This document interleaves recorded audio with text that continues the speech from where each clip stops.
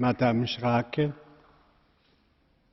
Thank you, President, Commissioner, colleagues. For 2.5 years, we've been eyewitness to the horrible war in Syria, and politically and diplomatically, the EU has stood on the sidelines. While Syrians are facing the worst atrocities of what looks more and more like a proxy war that risks destabilizing the entire Middle East.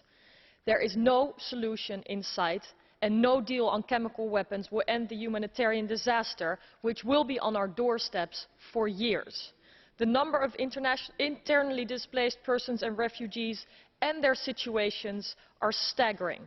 The EU has a lead role in offering funding for the humanitarian support, and I would like to compliment Commissioner Georgieva for her efforts and her leadership.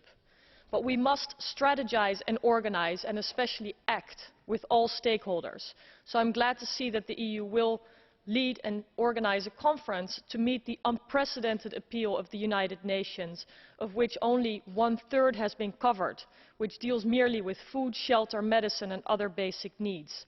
We must step beyond the disgraceful discussions, such as those in the Netherlands, whether we would take 50 or 250 people into our countries, while a country like Lebanon takes in 6,000 people a day, a majority of which are girls and women. Winter is coming and we cannot leave these people standing in the cold. Thank you.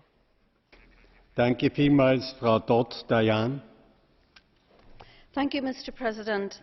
The number of refugees fleeing Syria to escape this brutal civil war is deeply worrying. It is right that this situation receives the attention of Parliament this morning. I believe that it is important that those